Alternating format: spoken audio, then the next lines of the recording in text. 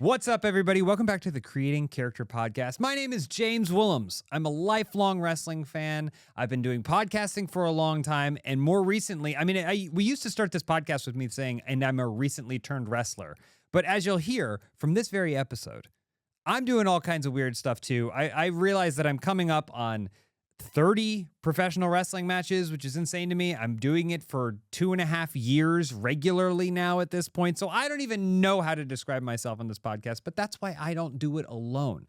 I do it, as always, with my co-host and friend, Scorpio Sky, who could not be here for this episode. So Eric, producer Eric, I'll introduce you instead. This isn't something I'm normally doing. Normally it's something Sky's doing, but Eric, say hello. Okay, guys, here's the thing. There was a problem. We had to rearrange some times. Things are happening. Sky, unfortunately, not able to be here. But instead of giving you nothing, which was the thing we went, well, should we just not do it? And then we went, well, no, we should just get together because it's right before Wrestlecon, right? Wrestlecon is coming up, and it's this weekend, and Sky's going to Vegas and all this stuff anyway. Not the reason he's not here, letting you know. No. He wanted to be here, couldn't be here, but me and James wanted to still get together because I wanted to hear about this match that he just had, one of his 30. And there's just other stuff we want to cover. So maybe a little bit of a shorter episode. Steve, our editor, who's so good and so nice. You can just keep this 2-shot up. This is fine. This is going to be the whole show. This is going to be the whole podcast. Guys, it's the James and Eric experience coming right at you. Oh, I hate I'm the in a sound different of place. that. I don't have my soundboard. Oh my gosh, that was the perfect thing to soundboard too. This is kind, No, that's not good. You know how some TV shows have backdoor pilots? Yeah. Where it's like, oh, maybe we'll follow this episode. I feel like that's what this is. This is a backdoor pilot. Do you think we're like a Joni Loves Chachi kind of situation? Maybe. Was that show infinitely worse than? I think notoriously it was infinitely worse. Well, than Happy Days. It's probably pretty. Yeah. I would definitely say Sky is required for the Happy Days. So you mentioned the match that I had on Friday. If you saw or listened to our last episode, I was putting over what was going to happen to me Friday night, which was I was participating in a pretty extravagant gimmick match. I don't know how to describe it other way. I feel like we need another term for pro wrestling shows that are almost like breaking the mold of a regular wrestling show, you know? It's almost like a circus event, like what you guys are doing there, because it's so much more than just, hey, we're going to lock up. And here's like a universal spot. You're doing stuff that's all like fully gimmicked, fully crazy, fully character. And then you're embodying this other character, which like you don't do in wrestling, right? No. Like you don't, there's homages and stuff like that, but you don't embody another person the way that you did on Friday. It's really funny because I've said on this podcast before, and I'll tell anyone that lets me talk about pro wrestling, that the best pro wrestlers are at least 51% theater kid, and that is never more obvious than it is at a show like the one I did. It's called Celebrity Death Snatch. And it was in an airplane hangar or some sort of hangar in Elysian Valley, and it was Celebrity Deathmatch. If you remember the claymation series from MTV in the 90s and 2000s, Celebrity Deathmatch, that is where it takes its motivation, its impetus. The only thing that it adds is burlesque dancing to the mix. So that's where the snatch comes in. Did you hit the bleep? You're supposed to hit the bleep right there. Woo, man, I don't know this. Whoa, you're getting crazy. The theme. I've done 2 shows. The first one was just kind of an experimental anything goes. This theme was MTV Spring Break. So if you recall, there was a time period, a golden age, when every year MTV would host these large week or 2 week long spring break events where they'd be broadcasting live from probably some, what do you think, Panama City or like Daytona Beach, Florida, Tampa, Panama City. They came to San Diego, I think, one time. San Diego, these beach towns and tropical towns. They'd go there, they'd take over the whole city, they'd bring in as many college kids as they could, they'd have bands playing, they'd do all kinds of stuff, and they'd broadcast it live. So many celebrities would show up. That was the theme of this show. It opened with Whitney Moore doing a burlesque performance, tanned, like bleach, platinum blonde wig, tanned, disgustingly tanned. And went from having on one of those t-shirts that has the bikini on top to actually being in the bikini, to go even further than that and peeling off her skin from Oh the my God. sunburns that she had received. It's just fully wild gimmick show. The show opened with an Eminem triple threat. So it was Slim Whoa. Shady, who was a wrestler dressed as the Robin version, Slim Shady from the music video, versus 8 Mile Eminem versus modern Eminem, Marshall Mathers with the dark beard and everything. And they had a pretty great triple threat match with each other. I believe 8 Mile won because Okay, that makes sense. someone that to me is right. at some point someone got smashed with Mom's spaghetti. It was like a container that said Mom's spaghetti, and they got smashed with it. So, but yeah, that's the kind of vibe that this whole show was. Mm-hmm. I was in one of two one-on-one matches. They're all battle royales. They're chaos or whatever. Yep. I was in one of two one-on-one matches. I wrestled as Scott Stapp from Creed versus Fred Durst from Limp Bizkit. Awesome. And I want to say this. I think it was the most wrestling match of the whole show. I saw clips. I don't know. Clips. It was pretty cool. It's to say which of these matches was best is impossible. Yeah. It's like comparing all of the candy at Willy Wonka's factory. It's all different. It's all candy, but it's also different. But I really was happy with the match that I came up with alongside Fred Durst. And it was, you were talking about embodying characters. Any pro wrestling match that's worth its weight has to have character in it. Yeah. Right? Oh, yeah. Even if you're Ric Flair, of course it's going to have character. If you're Kurt Angle, it's of course. But even if you're just someone who isn't a big personality, you still have to have whatever that is in your match. If you're just doing the moves, anyone can do the moves. You have to figure out a way to do the moves your way. And that was our approach to building out this match. Babyface Scott Stapp, heel Fred Durst. Wasn't sure how it was going to go. Yeah. For me, beloved Scott Stapp. Totally understand. Great, Yeah, right? And it seems easier for Durst to get heat, but you never know when you're going through those curtains. The previous one I did was Jared Leto versus Jared Leto. Who's supposed to be the baby face in that one? No. But as soon as My Sacrifice by Creed hit and I came through those curtains, people lost their damn mind. Beautiful. They love Fred Durst already, but Totally. they lost their minds. And my whole thing was, can I get these people to sing all these songs with me while I'm doing it? And my God, ain't nothing better. I love pro wrestling fans. I love them. And I love doing pro wrestling shows with pro wrestling people that know what's supposed to be going on and know when the chants are supposed to happen and they know the beats of a match. But oh boy, give me a crowd that's 90% people who've never seen a wrestling show in their life. Yep. It's something else. They did not care. They did not care what happened in that ring. I think they understood what we were conveying. Completely. But anyway, the premise of the match was, I went to him with arms wide open. I said, do we have to fight? Why do we have to fight? We don't have to fight. I have my arms wide open for you. I had prayed for him, and I went to go with arms wide open. And you know what he did? He kicked me in the stomach. No. Off to the races, baby. Yeah. The easiest way to get heat in the world. Easy heat. Yep. It's the easiest Absolutely. way. They booed him so bad. He beat the hell out of me. And then of course I get my little shine, my little comeback. Mm-hmm. And then I point up. Oh. And the music hits.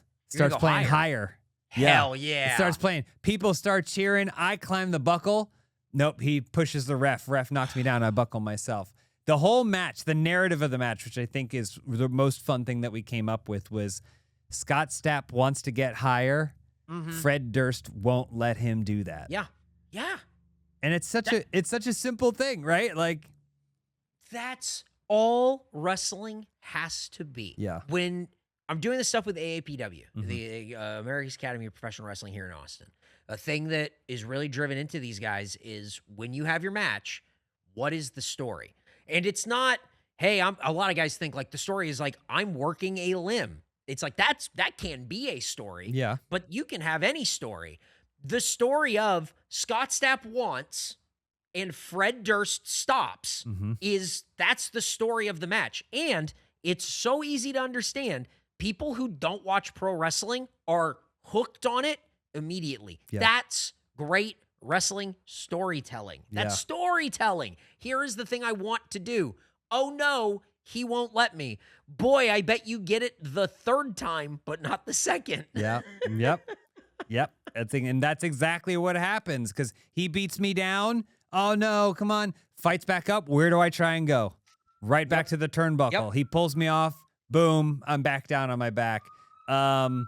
We had some really fun spots in it too. He did a dive through the ropes. And it's a ring. And then maybe from the apron to the wall is maybe 6 feet on the wall side. Then there's from there on every other side, it's maybe 2 feet. And then there's these VIP tables that people pay to get nice tables and classy tables and sit and get really good views. So I was happy because this is the first wrestling show I've gotten to do where I got to destroy some fucking tables. Hell yeah, baby. Yeah. Not part of the plan, but a thing that was worth the risk. So he did a suicide dive, caught, tumbled into those tables, knocked tables everywhere. And I was like, first thing you do is you go, am I okay? And I go, you okay? I'm okay. Oh man, that was awesome. Yeah. Your immediate reaction is, holy cow, that was so much fun. Smashed some tables, and then eventually got the upper hand. Also, we've talked a lot about, I want to do this on the show sometime too, where Sky has such experience building wrestling matches. And I think people that don't know, everyone asks me, how do you come up with it? Do you practice? Do you choreograph? Do you whatever? And I go, honestly, you just kind of sit down with the other person and you go, what do you like to do? What do I like to do? What's the story and how can we do those things? You talk through the story beats and you have plans. And so that's for a future episode of this show when Sky isn't encumbered. I want to build a match with him. Be like, okay, I'm me, you're you. What's our match look like? Great idea. But we had come up with some stuff, a bunch of big ending. He's trying to get me in a stunner, back and forth, until finally he does something shitty, cheats, stuns me. That sets up an opening for then Carson Daly to come out. We had a Carson Daly to come out. Awesome. Blast Fred Durst with a microphone. Hell yeah. He's out cold. I go to the top. Higher. Get higher. Fly off the top rope. Hit him. 1, 2, 3. God, that's so cool. We had all these cues set up. Boom, boom, boom, boom, boom.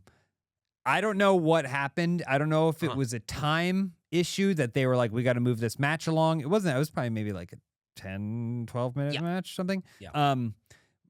Or there was a miscommunication. We do a move to each other that is definitively not the move that's supposed to cue this. They hit Carson Daly's music. We're both lying on the mat going, it's too early, it's too early, it's too early. Shit. And here's where I think wrestling is the most fun. If it were choreographed, if you weren't thinking about what the story of the match is, if you weren't thinking about how to get to the finish line via the path you've carved in the creation of the match, you'd be like, oh no, it's ruined. Yeah. We both just were like, we go to the finish. We just go from where it goes. And do you know how many people noticed that the cue was wrong? Not 0, 2. It was you guys. 2, yeah. And that's it. 2 guys lying on their backs in the middle of that ring. And it didn't matter at all. I mean, there's a couple things where I would have loved to get that, brother. I would have loved to get that move in, brother. Always. I would have loved to get some photos of me hitting you in that move, brother, but it didn't happen. And but it ended. We got to the ending the way it needed to get, and people lost their minds. And then I had the whole crowd singing higher as I'm running back and forth. This is also ignoring the fact that I was wearing a wig that did I saw not that. stay on my head.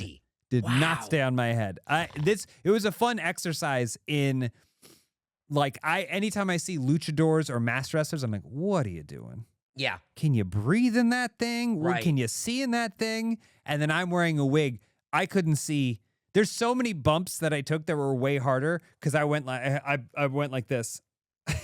I'm holding my wig scalp to my head to make sure that I don't hit the mat and it shoots off, as opposed to landing flat. There's a couple of bumps that I was like, oh, why did that? Oh, right, because I was trying to hold my wig on.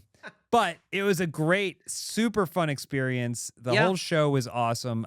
The show's done. I don't know why I'm putting it over so much, other than if you are in the Los Angeles area and you follow me on Instagram or follow Celebrity Death Snatch on Instagram, you got to come to one of these shows. They are a blast. I got to come to one of these shows. Eric, you have to come to one of these shows. This sounds great. Maybe be in one of these shows. Yeah. You don't have to. Maybe some sort of management thing. I'll bump for you. Yeah, that's it. Yeah, I want you to come out as like a manager or something. I want you to get involved in some sort of way. Carson I'm not Daly trying to style. get you to take bumps. The thing you pointed out where you're like, oh, this cue was wrong, and then we just went to the finish and all this stuff or whatever.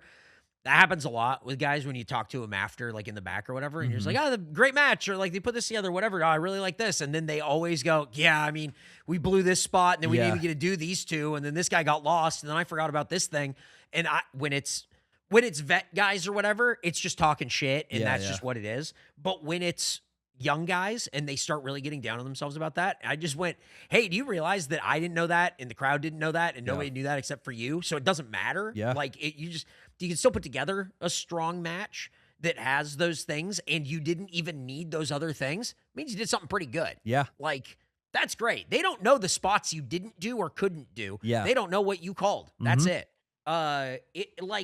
Super important to know that the improv skills are so crucial in wrestling, because it's not a maybe. It's not an if, it's a when. When you forget a spot, when something gets blown, when eventually something falls apart, to be able to think on your feet and then go, oh, fuck, what was the next thing? I forgot. Oh, let me just waist lock and then German. Like, Just do something. Yeah. Just do something, and then double down and be like, fuck, what the fuck are we doing? What the fuck are we doing? And like, that's it. You just talk it through and it's fine. And I know at the time of this recording, it's right before the big Mania weekend stuff that all of these wrestling shows, New Texas and everyone else, are going out to Vegas to do like these huge shows. And there's guys who are going to wrestle on like 8 shows in 2 days or whatever. And Sky's going to be out there for Wrestlecon. So if you guys are going to be in Vegas, check out Wrestlecon.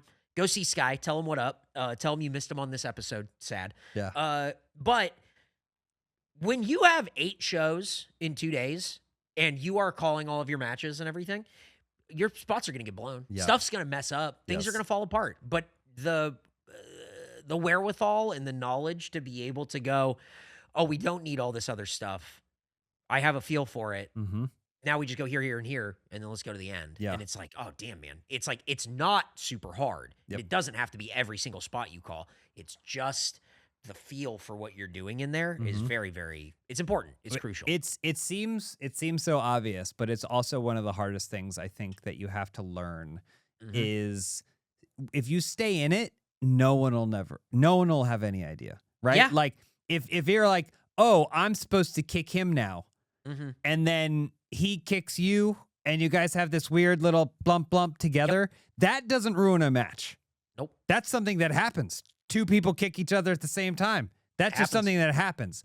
Yep. What ruins the match is when you kick each other and then you freeze and you go, that wasn't right. That wasn't the thing that we had agreed. And both of you freeze, and then you are not sure what to do. And then one person then just kicks the other person again or whatever. Like, staying in it is, and this is all an allegory that we're building here for people to take with them in their everyday lives. But the staying present and staying in it, and because mistakes and things are going to go wrong and things are going to happen, but realizing what is the point of what you're doing, what is the heart of the story that you're telling or the thing you're trying to achieve, and staying with it is like such a great lesson.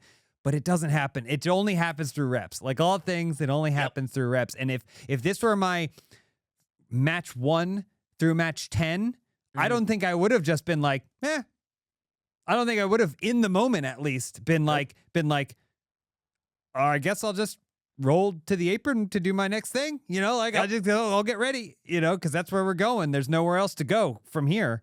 I'd freak out and then I wouldn't know what to do. I also wouldn't think, I should ask the other guy who's lying on the ground next to me, like, what's going on? You know, I would assume I made a mistake or something. No, sometimes things just happen. And so, yeah, all in all, extremely gratifying experience. I feel like this happens every single time I have a wrestling match now. As I go, oh, I learned something new. I got better at some ways. I got kicked the hell in the face, though. Oh, no. Ain't nobody's fault. It's just something that happens in wrestling sometimes. But I got kicked in the face. Like maybe I've never been kicked before in my whole life.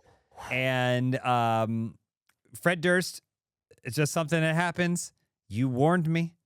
Yep. I heard you. He was giving me boots in the corner. He said, go to your butt. Went to my butt. He goes, watch the boot. Or he said, watch the drop kick. Yep. All right. I watched it.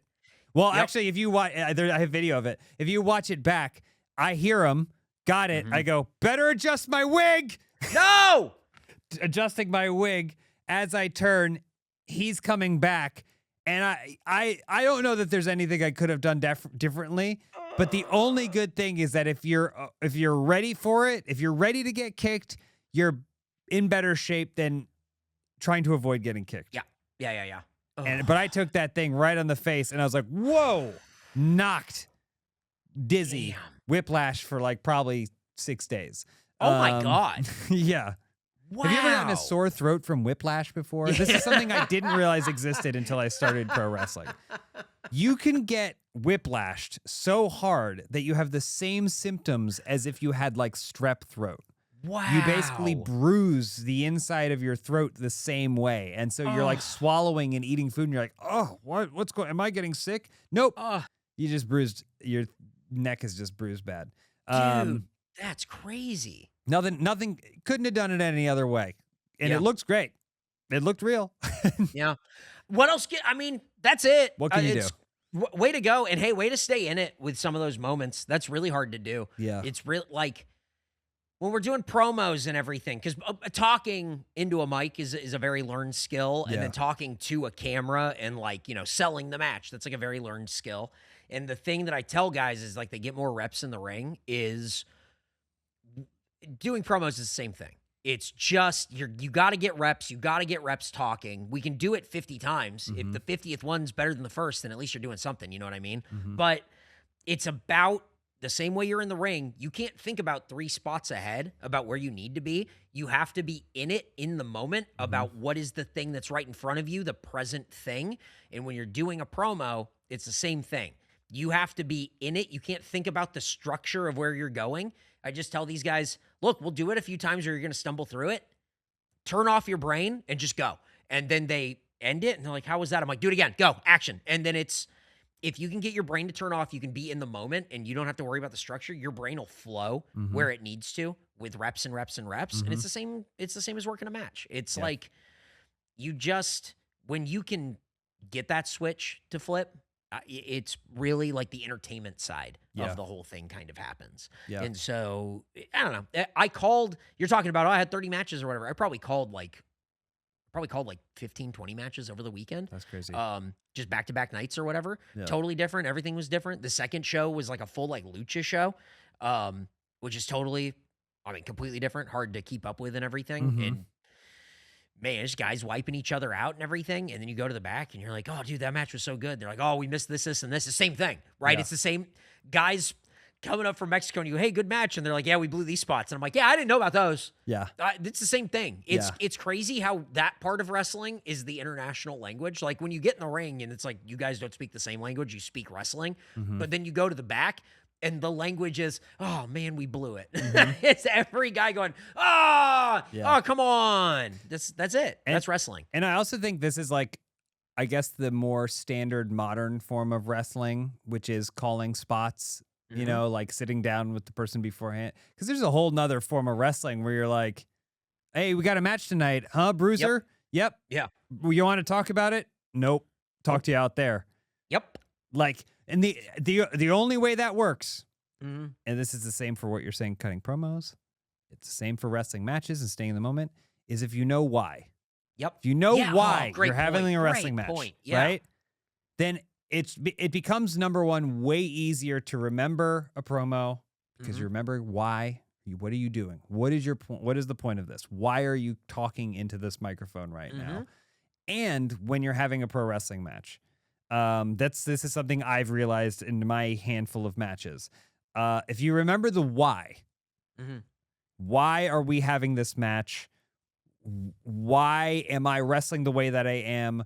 Why am I up now or why am I down now? Like why it becomes so much easier than memorizing a list of moves that you have to do.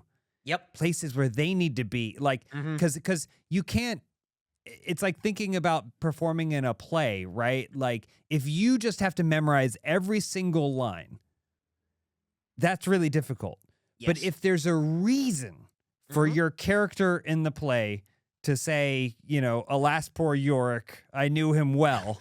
Why is he doing that? It's because he found the skull, because he's upset about this thing that happened. He's conflicted about his dad's murder. He grabs the skull. He's got to talk to somebody. Yep. Yorick is who's got, you know, like the why is what gets you there. And it's just it's not even just a creative philosophy. I think it's a very interesting philosophy for life in general. But these lessons you can take away from two half-naked people in a ring battling each other, you know?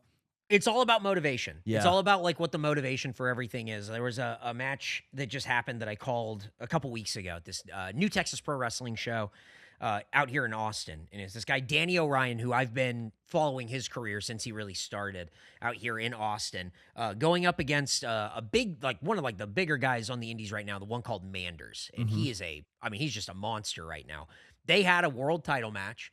And in that match, it was Manders just swatting Danny out of the sky. Danny's a big high flyer and he's doing all like these crazy moves and everything. And Manders is a straightforward cowboy. He wrestled in jeans and he's slamming them and walk and brawl and all this stuff. And I was talking to him afterwards and I was saying, like, I really like the way you guys structured that. I really like the pacing. Like, this all made sense for a world title match. It all made sense for where you guys were. It all made sense for like who each of your characters are. And Manders like, yeah, it's not that hard. He's like, it doesn't, you know, some people want to make it hard. Some people want to, we have to like elevate this and get to like whatever. And he's like, it doesn't have to be hard. You can get out there. You can call most of it out there by feel, but you can have the idea, like the structure of where you want to go and all that stuff. And, you know, he's all over the world. He's in Germany. He's in Ireland. He's doing all this stuff. And he has these international crowds in like the palm of his hand. And then he comes to Austin and he's just rocking and rolling. And you just go like, God, this guy gets it. Yeah. And when you watch someone who gets it do their job, it is just like, man, it's like watching poetry. It is beautiful to watch a guy who gets it. And he's like, yeah, you don't need more than half an hour with the other guy. Like, you half an hour before your match, if you can't do it within that time frame, I like, you know, if you're new, great. You know, you can figure that out. But if you've been doing this for a while, more than half an hour, you don't need that. You just, we're doing this, we're doing this, we're doing this. Here's this thing, here's the finish. Like, we'll color in the rest later. Because a lot of it for a wrestling match is outlined. And then you color in the rest while you're in there. Yeah. Yeah. Also, you don't know how the crowd is going to react. That you might think that this is going to be the coolest move in the whole world, and you do it, and the crowd they were ordering popcorn. They didn't see it. They don't care, or they don't care that how strong you have to be to lift somebody up. Maybe it wasn't that good, you know. And so if that was your thing, if that was everything, then you're done. It's hard too, because it also matters like what matches happen. You know, if you are following the show stealing match, you have to rethink. Good luck starting hot, because that ain't, you know, crowd's already been way up here. You got to settle them way down so you can get them way back up. And that can kill your whole thing. And that's why I think you have to, like, you don't need more than half an hour to figure that stuff out. And you could really color it in while you're out there if you're not getting the reaction that you want. And you just go, we change everything. Yeah. Everything. And that's the veteranship. Yeah. That's how you figure that stuff out. It's hard, but that's it. That's what it is. That's the reps. Yep. So that was my Friday night. Dude, crazy. I'm so excited for you to be doing those and to be wrestling more and more and everything. Yeah. And it's been really cool. But you getting on like the celebrity death snatch stuff and doing that has been so fun to watch. Seeing the clips. Yeah.